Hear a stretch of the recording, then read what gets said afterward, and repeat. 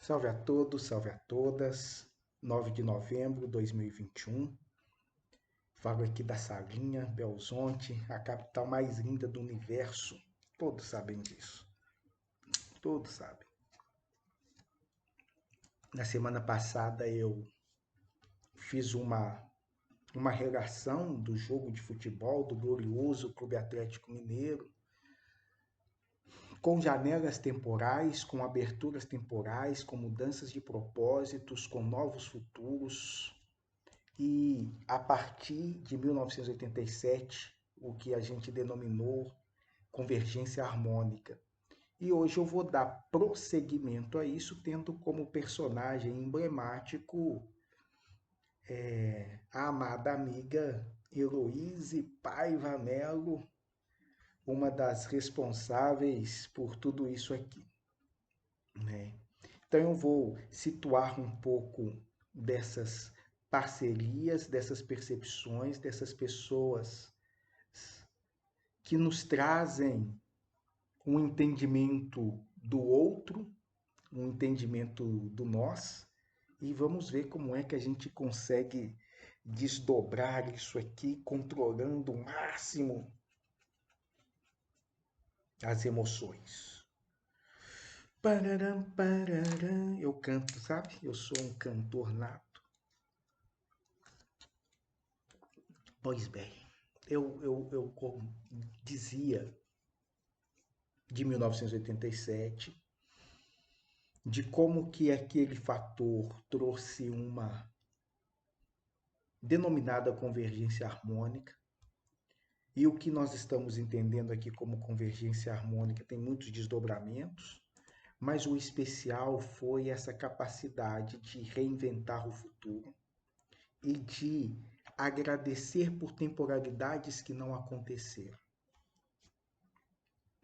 Essa forma conjunta e essa fórmula conjunta de remodelar as temporalidades, tanto individualmente quanto coletivamente, inicialmente eu não sei quem veio primeiro, o ovo ou a galinha, mas muitos de nós, se não grande parte do coletivo humano, e não só humano, fazendo um uso nem tanto consciente disso e dessa força, nós estamos colocando atenção nisso mais recentemente.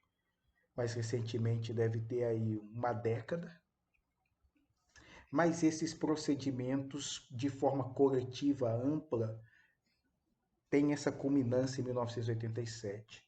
E ali, de uma maneira muito decisiva, um conjunto, um grupo de humanos alterou uma destinação que era a destruição planetária, né? Pelo menos desse entendimento do modus operandi da nossa civilização. Tinha por os mais diversos eixos temporais a destruição em massa. E uma ativação coletiva, uma conscientização muito bonita, possibilitou um desvio, uma alteração. Só que quando a gente faz uma alteração desse montante, traz alguns impactos do nosso campo do subjetivo, traz alguns impactos dos nossos campos da percepção, dos nossos campos de entendimento. É como se grande parte de nós tivéssemos uma programação que eu vou associar até mesmo a uma grade magnética, algo que funciona autônomo, automaticamente. Eu cumpro isso, eu sigo isso, eu vou por essa trilha, eu vou por esse rumo, eu sigo esse caminho, e esse trilha, esse rumo, esse caminho que eu sigo é mesmo que dado por indução, né? Tem uma indução aqui e me guia para uma direção. E de repente, nós tivemos uma redução, um enfraquecimento desse campo, no qual as pessoas aqui despertam, acordam, ou se não acordam, não despertam, sentem que estão mais livres, aqueles montes de fios que por vezes nos conduziam retirado e a gente tem um movimento mais autônomo. Eu quero dar marcha ré, eu quero pular, eu quero ir para outros rumos, eu quero desbravar outros caminhos. E isso tudo aconteceu. E embora tudo isso tenha acontecido nessa perspectiva mais linear objetiva, internamente, um vasto universo se alargou e se abriu.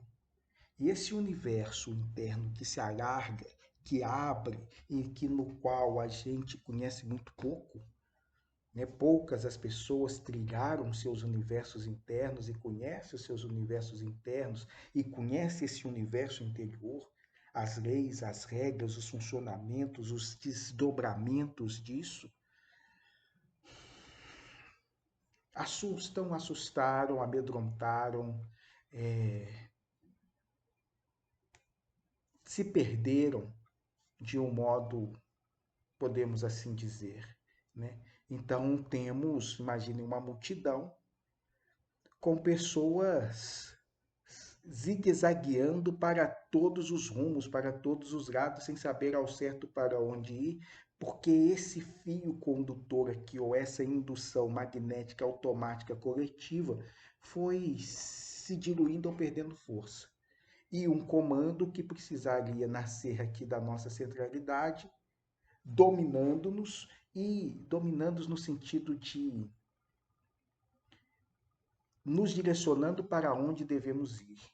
E esse para onde devemos ir necessita de uma conexão minha com esse todo que nos habita, mas esse todo que nos habita e essa conexão minha, eu não a faço por esses padrões automáticos de outrora. Pronto, estamos então com milhares de seres livres, mas perdidos. Né? Buscamos e ansiamos por essa liberdade, buscamos e ansiamos por essa autonomia, mas ao mesmo tempo essa autonomia, essa liberdade nos joga no limbo. Fazer o quê? Né? O Osho tem uma diferenciação que ele fala da liberdade de e liberdade para. Né? Então, gozamos de liberdade das mais variadas, mas as liberdades para, que dialogam com a nossa interioridade, que dialogam com a nossa vontade, que dialogam com a nossa percepção, essas são mais difíceis de lidar. Liberdade para fazer o quê? E liberdade para suportar o quê? Esse binômio liberdade e responsabilidade nos amedronta. É o ponto magistral sartreano e até mesmo do existencialismo. Somos livres e, ao mesmo tempo, nesse nosso processo de liberdade, automaticamente nos corresponsabilizamos pelo mundo, por nós, pelo outro, mas o peso dessa responsabilidade arqueia. Eu não quero essa liberdade. Eu prefiro a escravidão. Eu prefiro a servidão voluntária. O peso de ser livre dói. E os pesos, então, de um mundo, como vai dizer Dostoiévski, se não existe Deus, tudo é permitido, arqueia. Ou esse mundo nietzschiano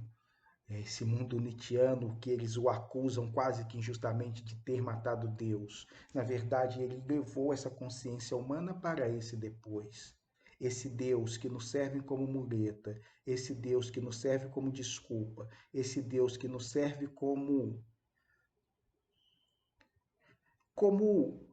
como os passos nos quais a gente vai dar e que não damos justamente porque ele nos impede, na medida que tudo isso sai, na medida que tudo isso é cortado, na medida que tudo isso é diluído, o que eu faço?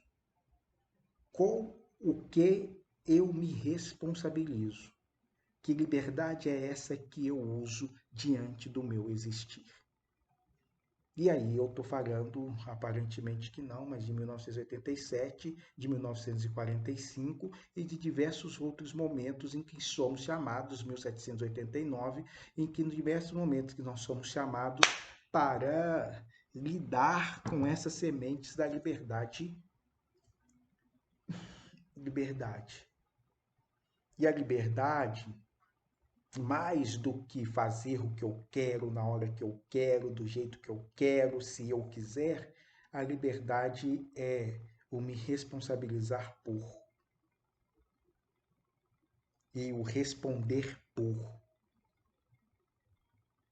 Então, seres que possuem um alto grau de liberdade são seres altamente comprometidos com o serviço ao outro. E essa é a prática ali do mestre, né? Que ele vai o tempo inteiro nos passando esses ensinamentos. Os últimos serão os primeiros. Eu não vim para ser servido, eu vim para servir. Que é uma outra lógica, uma outra estrutura, uma outra hierarquia que os nossos complexos objetivos não conseguem compreender. A gente quer chegar no ápice da pirâmide para pisar e cuspir em todo mundo que está embaixo. O Poço, o filme espanhol, que faz uma metáfora belíssima dessas nossas construções lamentáveis, existenciais, né? E a perspectiva desses seres, dessas pessoas, é inversa. Eu chego ao ápice da pirâmide para ser o servidor de toda a base, de toda a estrutura da pirâmide inteira. Eu não estou aqui para ser servido, eu estou nem muito menos para ser adorado. Eu estou aqui para servir, eu estou aqui para trabalhar. Aí isso pira muita gente. Então você quer dizer que eu vou fazer todo esse esforço de um movimento interno para chegar no ápice disso e servir? Não quero esse processo. Eu renuncio a essa liberdade, deixe-me vivenciar aqui as tormentas e as barbaridades dessa escravidão voluntária na qual nos inserimos. Então, esse é um primeiro ponto que eu queria trazer para a gente situar. E dentro desse primeiro ponto que trago para nos situar, penso em alguns seres, algumas pessoas que, ao seu jeito e à sua maneira, de alteridade, nos mostram e nos movimentam um pensamento oposto, uma proposta espelhada, inversiva. Então, enquanto aqui nós estamos na matriz do eu, dessa centralidade, do eu quero ser servido, do que eu quero ser adorado, do que eu quero ser idolatrado, do que eu quero 1 bilhão de likes em 10 minutos, do que eu quero, enfim, esse mundo do sucesso, da glória, esse mundo desse reconhecimento que a gente traz como sendo marca de sucesso, tem outros seres diante de nós que vira e que nos traz a alteridade, a dimensão do outro, a dimensão do não eu, mas um não eu não enquanto renúncia ou dessa negação do ego, um não eu enquanto perspectiva mesmo de acessos de compreensão a um universo no qual eu não chego sem compreender esses componentes e essas contradições. Isso daqui eu não consigo levar para esses outros patamares. E quando eu não consigo levar isso para outros patamares, nossa, isso é assustador, amedrontador. É quase essa percepção que alguns trazem da síndrome de pânico. E um dos componentes de 1987 que teve muito forte foi a aproximação de partes nossas, muito bonitas, que não estamos acostumados nem a mencionar, nem a conviver, nem a tolerar, e muito menos a incorporar. Incorporar não só nesse sentido religioso de trazer para, mas incorporar nesse sentido de deixar com que esses atributos ganhem a materialidade, a corporeidade, a existencialidade, a objetividade do mundo, da vida e do fazer existencial. Essas coisas sempre estiveram muito apartadas, afastadas como um céu, como um outro, como algo que não pertence ao humano, como algo que está longe da humanidade. São eles, os seres superiores, os mestres ascensos, os deuses, os astronautas, os extraterrestres, os anjos, arcanjos, os querubins, os serafins, longe da nossa dimensão humana, que é então uma dimensão que a gente não aceita nessa perspectiva mais divina. E a gente consegue, a partir disso, desse humano, trazer associações ainda mais nefastas de afastamento e de rupturas, como o demônio, o diabo, o mal, o perverso, né? Toda essa parte que também não é do humano, é de outra dimensão, é de outra ordem. O humano, enquanto no seu aspecto de corporeidade, é renegado ao sujo, é renegado ao não toque, é renegado ao não prove, é renegado a essa. Você está num corpo, mas você não pode vivenciar a sua corporeidade. Eu nem vou chamar de corporeidade. Você não pode vivenciar o seu corpo. Tudo que vem do seu corpo é excremento. Essas contradições nos habitam, essas contradições nos afastam, e essas contradições trouxeram, como não poderia ser diferente a partir dessas nossas estruturas subjetivas, muito recalcadas nas concepções de pecado, de culpa, de medo, receber, por vezes, aspectos nossos, receber, por vezes, seres da nossa linhagem, da nossa família, como divinos, humanamente divinos.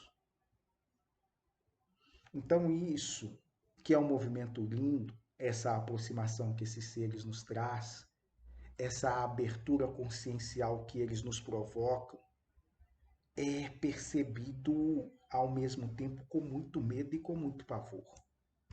Nos atendimentos, aqui mais das ordens energéticas, e obviamente que aí eu já introduzo e vou mesclar esse energético com esse espiritual, esse energético com esse psíquico, e não vou fazer uma distinção nesse momento, vou deixar tudo nesse baralho de gato. É impressionante como que as pessoas que reconhecem o que na psicologia analítica Jung vai chamar de sombras, relativamente lidam com ela tranquilo. Então a pessoa normal foi ótimo, né? Mas a pessoa comum do seu dia a dia, que não está buscando nada disso e que se percebe com um lado mais invejoso, com um lado mais raivoso, com um lado mais sombrio, elas desembora isso com muita facilidade na clínica. Elas reconhecem esse lado delas. Olha, não tinha percebido essa minha inveja, esse meu ciúme, essa minha raiva, essa minha ira, essa minha guludice, esses meus elementos os mais tidos como mais pecaminosos. Elas lidam com esses aspectos sombrios. O desejo de pegar a pessoa que atraiu, que o traiu, esfaquear a imagem de violência, violências mesmo sanguinárias, de jorrar sangue por tudo. Elas lidam bem.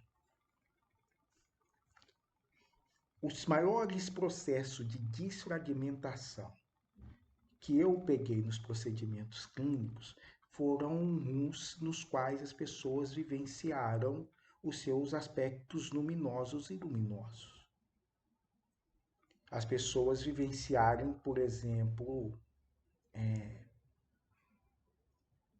olharem, essa é uma descrição linda que uma amada me contava, de que ela então subia uma escada, ao mesmo tempo que ela subia a escada, ela já estava no alto da escada, a escada aí nesse simbolismo maravilhoso, que eu não vou aqui ficar discorrendo, mas esse processo de ascensão mesmo, esse processo de subida, esses processos de elevação, a escada por vezes evoca tudo isso.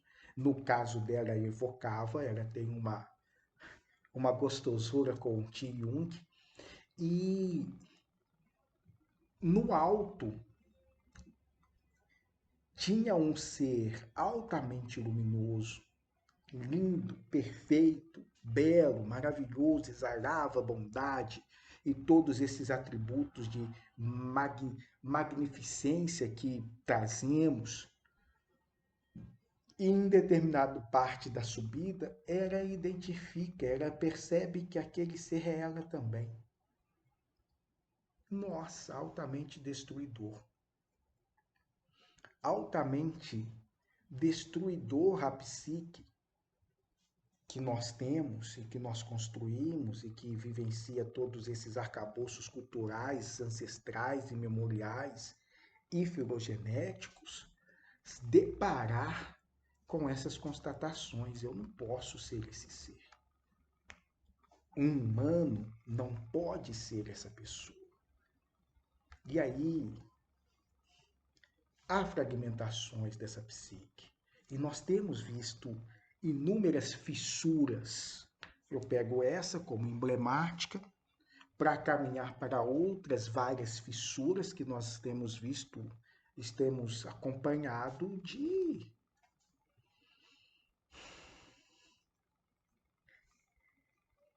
rasgos, rasgos mesmo na malha intelectiva, na malha consciencial, e rasgos que atravessam muitos medos. E esses medos aí, pronto, jorram coisas incontroláveis. E nesses medos que jorram coisas incontroláveis, nós já não estamos mais falando de um mundo individual. Quando a gente está entrando nesse campo, e é aqui que a linguagem que nós a conhecemos, ou que nós temos feito uso, se dilui, nós vamos adentrar campos que é da dimensão mais próxima, eu vou chamar de intersubjetiva, de onírica, mas um onírico no qual estamos todos sonhando ao mesmo tempo o mesmo sonho, ou tecendo realidades. E essa tessitura de realidades, por vezes, se alteram nesses estalos. Ó, um acordou, o outro acordou, um terceiro acordou, um quarto acordou, um quinto acordou, um vigésimo acordou, um bilionésimo acordou, pum, mudou. Da mesma maneira que quando eu estou lá no meu sonho onírico e tem essa daí é uma imagem bonita, uma menina da escola falou que ela tinha sonho toda véspera de prova, de que uma Coca-Cola gigante com umas provas que derramavam letras saía correndo atrás dela. Então, essas coisas apavorantes que acontecem nesse universo onírico, a partir da vazão dos nossos medos, mas que têm dimensões coletivas. Estamos, então, ali, todos nós, vivenciando um pouco desse medo que transpassou essa fissura. E esse medo que transpassou essa minha fissura, da minha malha intelectiva, junta com mais outro, com mais outro, com mais outro, e cria mesmo uma realidade. Um caminho, um dado. E aí a gente tem visto isso, ou pelo menos é uma das discussões que eu estou tentando fazer desde o início da pandemia e até anterior a ela, mas especialmente na pandemia e nas disputas ideológicas que temos. Que mundo é esse que nós estamos vendo? Que mundo é esse que você está vendo?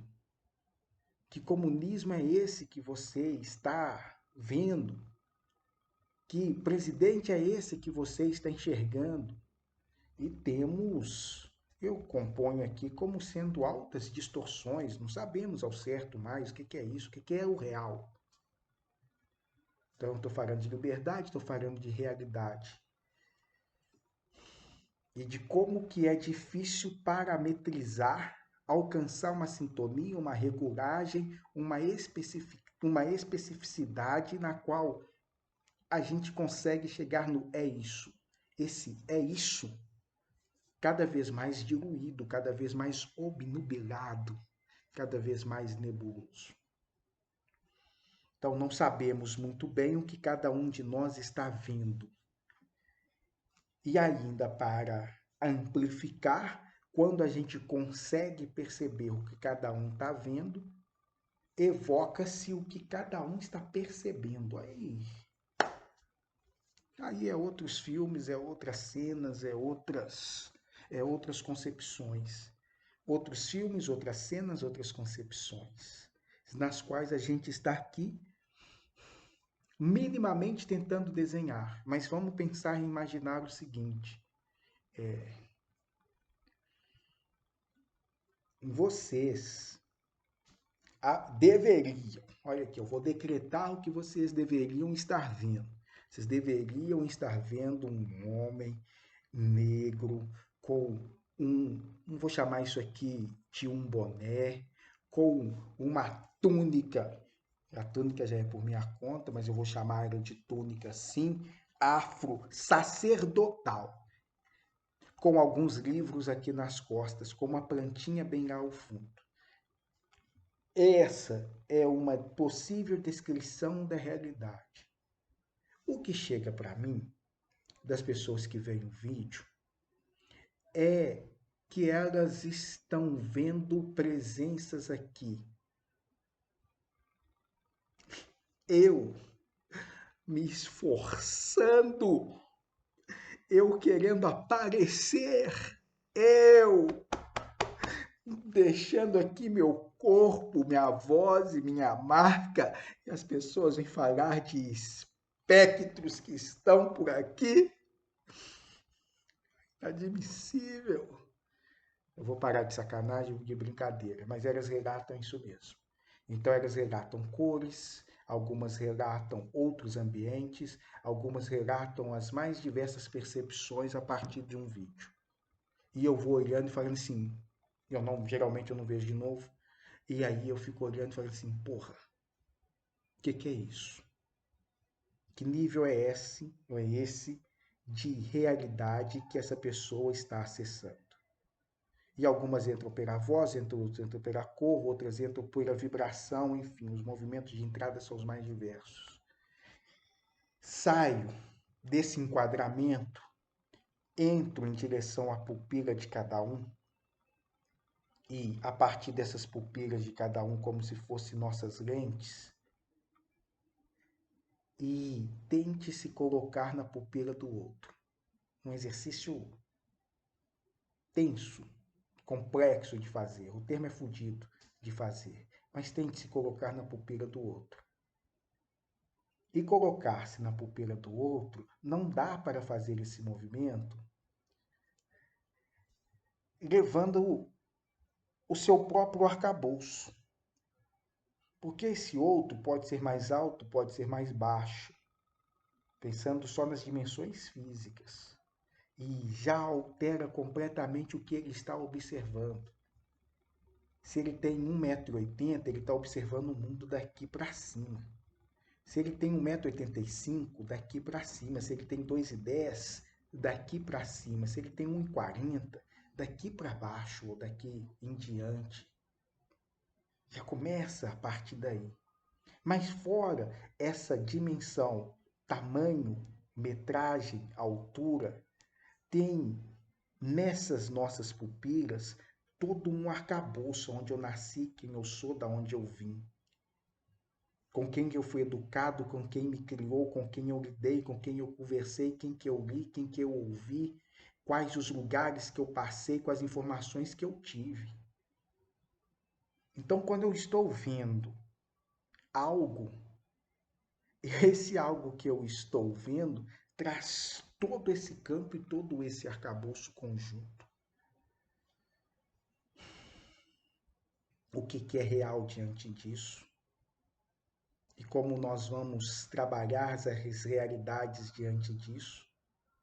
o componente que esses amigos espirituais vêm nos trazendo é mediante a responsabilidade por si e pelo outro. Independente das convergências, das divergências que ocorram nessa minha percepção, desse meu entendimento, eu preciso compreender que não sou o único a ter pupilas. Existe o outro. A existência do outro, gente, parece uma coisa óbvia, mas nós não temos. A existência do outro na filosofia é um processo recente. Existe o outro. Tem o eu, tem o outro. Isso é recente no processo filosófico, pelo menos do que a gente denomina filosofia ocidental. Sei o que é o outro. É justamente por desconhecer o outro que a gente pratica o que um grande pensador, gosto muito desse rapaz, Ramon Grossfog, vai compreender como diversos epistemicídios. Destruo tudo aquilo que não é eu, tudo aquilo que não é branco, tudo aquilo que não é europeu, tudo aquilo que não é cartesiano, kantiano. Todas essas representações subjetivas e, por vezes, objetivas de outras categorias, de outras matrizes, de outras cores, de outros gêneros, eu atropelo. Não só por uma maldade explícita e perversa, é também, mas é muito por eu olho no espelho, não me identifico, passo por cima. Se não é eu, se eu não reconheço enquanto minimamente um espelhamento, eu posso atropelar. E esse é o movimento que nós, enquanto humanidade, temos feito reiteradamente, repetidamente, com todos os seres que habitam aqui o nosso orbe. E aí, alguns, de forma muito entusiasmada e otimista, achando que são inteligentes, ficam nos perguntando por que os ET não aparecem? Se eles existem mesmo, por que eles não vêm em pousa da Praça 7? A gente não dá conta de conviver com outro preto.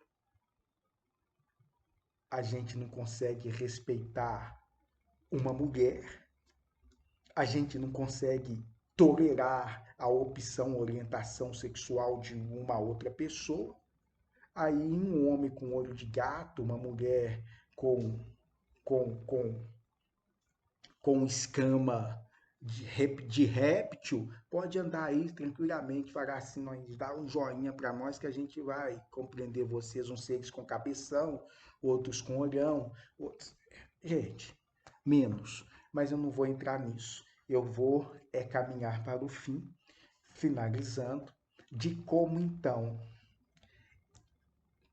alguns desses muitos outros que têm essa representação do outro e que nos auxiliaram na construção, na elaboração do nosso.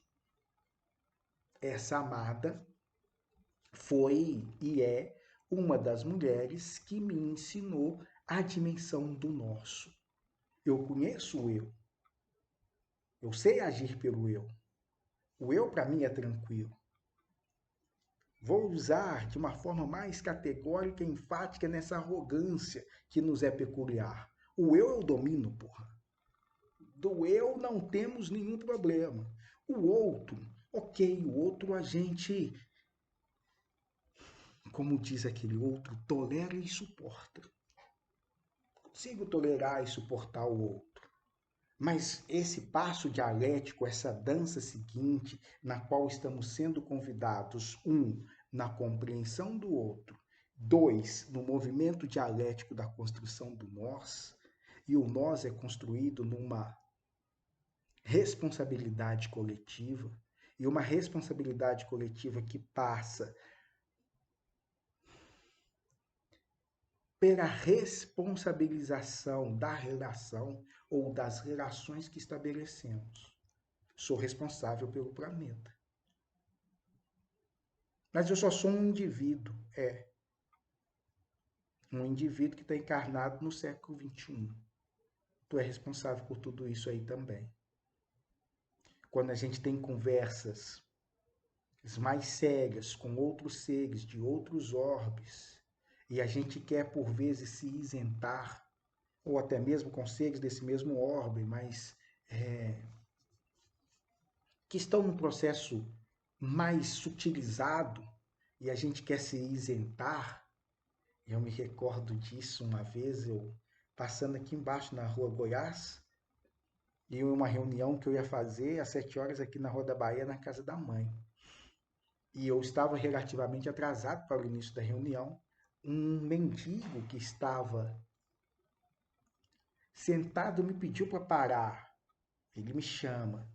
E eu meio que olho para esse tempo, esse relógio, e falo assim: não posso, estou com pressa. E sei o que você vai me pedir. Você vai me pedir dinheiro, não tem dinheiro para te dar. Esse discurso todo interno. Segui. Fui fazer a reunião. Faço a reunião, chego antes, preparo toda a sala, todo o ambiente, daquelas coisas, paro, fecho os olhos. A primeira imagem que vem é a imagem do irmão lá. Pum, ele veio comigo. E, ao trazê-lo junto a mim enquanto imagem, e enquanto culpa, e enquanto esses mais diversos processos que temos, que trazemos, eu mesmo já me justifico. Eu não posso resolver todos os problemas da humanidade. Eu estava com pressa. Eu, em um segundo, eu acho que eu dei mil desculpas. De forma clara, tranquila, altamente racionais desse eu que é foda. Ele consegue explicar tudo. A gente consegue, sem nenhum problema, a gente explica tudo.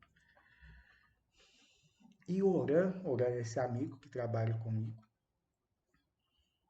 que trabalhamos junto, ele só vira e diz assim: nada justifica o desamor.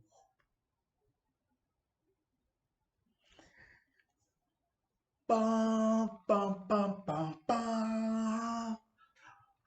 Eu queria retrucar, mas ele falou com tanta amorosidade que não cabia retrucar também. Foi muito amoroso, não teve nenhuma condenação, nenhum julgamento, absolutamente nada. Era só uma constatação. Nada justifica o desamor, nem a minha pressa, nem a minha covardia, nem as minhas tentativas de saber que não vai resolver o problema da humanidade. Nada disso justifica. E foi muito ao encontro de algumas pessoas que tiveram experiências de quase morte e que retornavam, trazendo esse mesmo senso de responsabilidade. Esse mesmo senso de responsabilidade não interessa onde você está, onde você se situa. Somos corresponsáveis por tudo isso que está aí. De algum lugar para além e em relação a essa corporeidade, tudo o que ocorre nesse plano e em outros é responsabilidade nossa também. E é esse grau de consciência que estamos tentando ativar. E mais do que ativar, dar conta de lidar. Eu não consigo. Como é que eu vou lidar com o entendimento de que há uma beleza no meu ser? Ele não é tão filho da puta igual todo mundo sempre me diz. Tem uma beleza aqui. Tem beleza? Tem beleza. A parte negativa, a parte punitiva, essas a gente incorpora, a gente traz, a gente lida. Mas a nossa parte mais amorosa, a nossa parte mais carinhosa, a nossa parte mais terna, a nossa parte mais solidária, a nossa parte mais humana, a gente vira e fala assim: não, isso é divino, isso eu não preciso, isso eu não quero, e quando a gente precisa ou até mesmo quer, racha grande parte das nossas estruturas. As pessoas paralisam. Paralisam em medo, paralisam em pânico, paralisam em depressão com alguns desses componentes. A vida passa a ser altamente assustadora diante desses encontros com aspectos nossos mais luminosos. E aí, então, eu vou parar agora a todo um malabarismo por parte dos nossos amigos espirituais para que a gente consiga lidar minimamente. Essas contradições da busca espiritual. Uns querem morrer, mentira. Uns querem ir para o céu, mas não querem morrer. Ok, é possível. Vamos então construir um mundo melhor aqui. Não, eu não posso. Deixa para depois. Amanhã. Outras das contradições é estou ali pensando nos movimentos mais espiritistas e espiritualistas. Vou lá nas reuniões, participo, mas os seres que lá estão em outro campo de vibração não pode aparecer para mim. Eu não posso ver. Como assim? Não, eu não dou conta de ver. Eu estou falando disso por mim, tá? Um dia eu estou lá em alto mar, os caras viram para mim e falam assim, vamos dar um passeio. E eu vi e falei assim, que? Vocês vão passear comigo com o meu corpo? Não, com o meu corpo, nem. O termo é de novo, hoje eu estou desbocado, nem fudendo. Você é louco? Com o meu corpo, não. Saí correndo, entrei para a cabine, meu amigo. Agarrei, eu quase tivesse corda, eu tinha amarrado as cordas e as correntes, tudo lá na cama, ficado lá assim. Daqui eu não saio, daqui ninguém me tira, meu corpo ninguém toca. É apavorante para a nossa estrutura psíquica essa relação que a gente tem com esse corpo. É a dilaceração, querem acabar comigo, querem me levar, querem me destruir, é a morte. E a percepção dessa morte enquanto algo iminente, nossa, gente, difícil de lidar. Não, desdobrado não tem problema não, eu vou, eu sei que meu corpo está ali, eu volto. Desdobrado eu vou para qualquer canto, qualquer lugar, pode me chamar, mas o meu corpo físico, aqui não. Não. E aí eu nem vou falar que os caras riram, porque isso não é motivo de risada, isso é motivo de apavoramento. Eles olharam para mim e falaram assim, meu amigo, nós conversamos toda a noite, nós estamos juntos há não sei quanto tempo, e se você sente isso, imagina os outros. E imagina os outros não nesse sentido de, olha o nível que ele está de superioridade, é ver a proximidade. O que ele estava me dizendo era, você conversa toda noite com seu filho, aí seu filho vira, você conversa toda noite com seu filho por telemarketing, ou telemarketing foi ótimo, né? Por esses mecanismos de comunicação à distância. Aí uma hora ele vem e fala assim para você, tô indo aí, vou te buscar. Aí você vem e fala assim, não, pelo amor de Deus, não chega aqui não, no meu corpo físico, você não toca, você não aproxima. É mais ou menos essa representação. É mais ou menos essa ideia. Aí eles param e falam assim, mas isso não estou entendendo. Estou entendendo. Não estou entendendo porque o caminho, o trabalho desses seres não é o de produzir processos metafísicos diluídos, alvos, higienistas, puristas, sem corpo.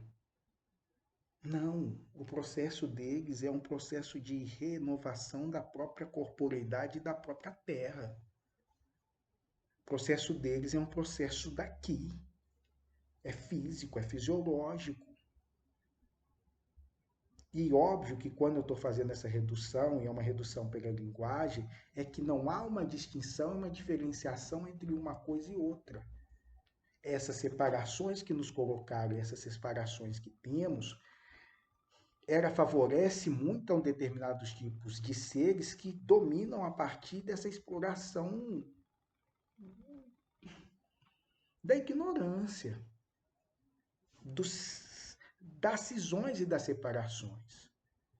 Os seres com mais integridade e com mais consciência, integridade é melhor do que consciência, eles vão falar, olha, o teu corpo, meu amigo, é mesmo algo no qual você deve lutar e preservar, mas é algo que também tu deve aprender a abrir e perceber que há algo mais. Mas não algo mais que você tem que largar o seu corpo para ir nesse sentido de paraíso.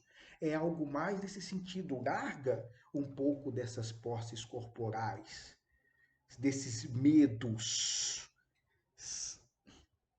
límbicos que paralisam absolutamente tudo e que nos faz morder. Qualquer coisa que aproxima que eu não conheço, eu quero morder. Eu quero voar, eu quero unhar, eu quero destruir, eu quero separar, eu quero destroçar, eu quero urinar em volta e aqui é meu, ninguém toca, ninguém passa, ninguém mexe. É nessa biologia, uma biologia de crenças, Bruce Lipton e tantos outros, mas ele não vai ainda para esses pontos, mas eu estou trazendo esses elementos, que a gente precisa de uma reconstrução muito significativa. Então, todos os trabalhos de consciência, todos os trabalhos energéticos, todos os trabalhos corporais, eles estão aí nessa pegada, nessa matriz de produzir esses elementos, as mais diversas linguagens. Tem outros que fazem o inverso, né? Alguns outros, que fazem um processo da hipnotização e de que é nós e eles. E nós temos que destruir eles. E eles olham para nós e falam, eles têm que nos destruir, então nós, esse, essa guerra constante, esse medo permanente, esse homem como o lobo do homem, a gente precisa avançar mais, a gente precisa sair dessa dimensão da selva. Nós precisamos compreender o que é de fato a natureza. Essa compreensão de que a natureza sobrevive o mais forte são de pessoas muito apressadas que não compreenderam toda a relação sistêmica que ali existe. E nós estamos começando a perceber. E é dentro dessa relação sistêmica do que tudo que aí existe que algumas dessas pessoas nos trazem essa relação do nosso, essa relação do outro. E é essa dialética do nosso que estamos aprendendo a usar. E aí eu não tenho como não agradecer essa amada, linda Elô, que me proporcionou alguns desses muitos entendimentos. E claro que como eu sou do eu era sonhamos juntos. Então o que que sonhamos juntos? Sonhamos esse espaço, não necessariamente esse, mas sonhamos com a construção desse espaço conjunto, um espaço de atendimento. Eu no energético, era no psicológico. E nessa mescla que se tem mesmo e outros amigos que viriam, né? E por motivos invariáveis, acabou que eu vou dizer que ela não veio fisicamente. Então eu acabei fazendo a construção do espaço em uma homenagem mesmo a tu. O, a passagem para esse formato mais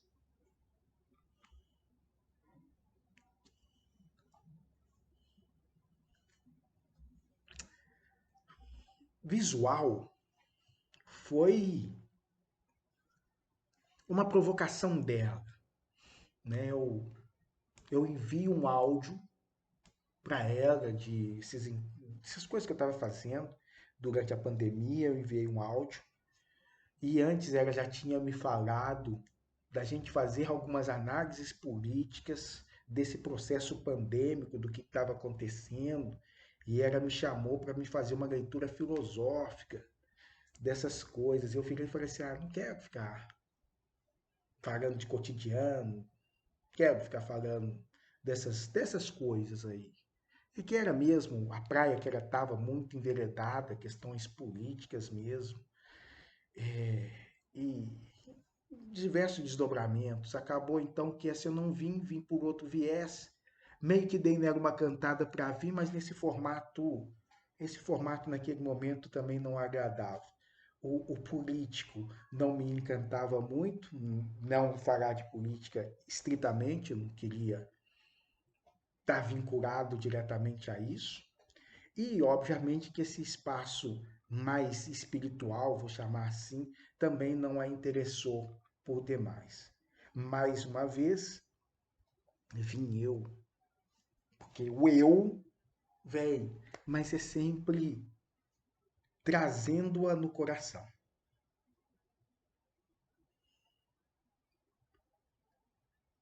Então, um beijo imenso em tu, tamo junto.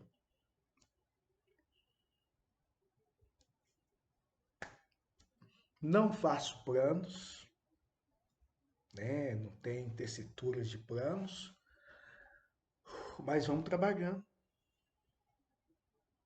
em qualquer corpo.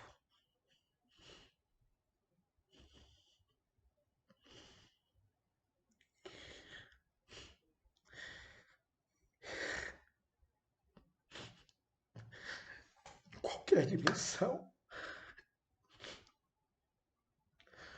em qualquer nível. A gente continua trabalhando. Beijo imenso.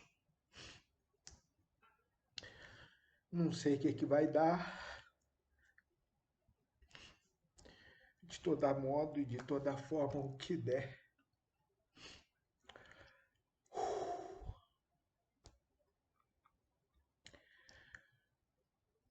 É muito dessa nossa capacidade coletiva de